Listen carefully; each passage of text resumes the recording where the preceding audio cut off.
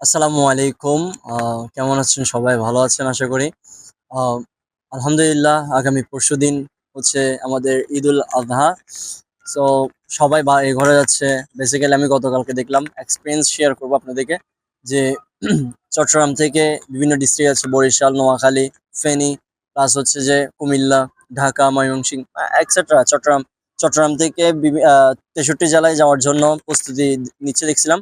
But একটা অভিজ্ঞতা share হচ্ছে সেটা হচ্ছে যে এখান মোড়ে একজন একজন মানুষকে দেখলাম সে খুবই তাড়াহুড়া করছে।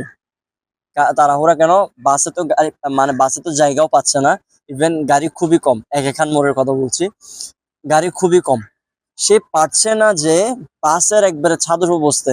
আর এখন বাসের ছাদে বসা তো খুবই রিস্ক। সো যাত্রীবাহীদের প্রতি রিকোয়েস্ট থাকবে সেটা হচ্ছে যে সে মানুষটা কি দিল বলি। সেটা হচ্ছে যে এই মানুষটা ছাদের উপর উঠে গেছে। ছাদের উপর উঠে গেছে তাও অনলি 1%। উনি বয়স হবে ধরেন 40-এর কাছাকাছি। সেই মানুষটা ছাদের উপর উঠে গেছে। মানে যতটুকু দেখলাম এখান থেকে ওই পর্যন্ত কবিরলাদাম যাওয়ার আগ পর্যন্ত দেখলাম গাড়ি যখন কাট মারছে ধুম করে নিচে পড়ে গেছে।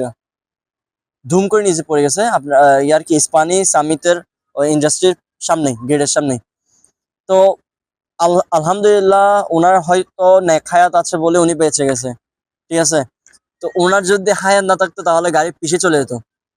ট্রলি কিন্তু আসছে ঠিকই, কিন্তু ট্রলি হচ্ছে যে স্লো মোশনে আসতেছিল, সেজন্য বেঁচে গেছে। যে ট্রলি থামে গেছে ভাগ্য ভালো যে উনি উনি পড়ে গেছে আবার ব্যাগসহ পড়ে গেছে ওনার লাগেজ ছিল।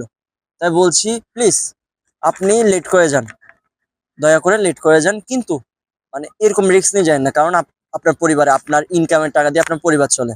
আপনার হয়তো ছেলে আছে, মেয়ে আছে, হ্যাঁ, আপনার ঘরে ওয়াইফ আছে, আপনার ঘরে মা আছে, বাবা আছে, আপনার ঘরে শ্বশুর আছে, শাশুড়ি আছে। তাদেরকে অন্তত আপনাকে যাতে ছেলে বলে ডাকতে পারে অথবা আপনাকে হয়তো বাবা বলে ডাকতে পারে। আহ, আপনি যেহেতু বাচ্চা বলে ডাকতে পারেন, হ্যাঁ, ছেলেকে দেখতে পারেন, মেয়েকে দেখতে পারেন, ওইটার জন্য অন্তত নিজেকে সেফলি চলানোর চেষ্টা করবেন।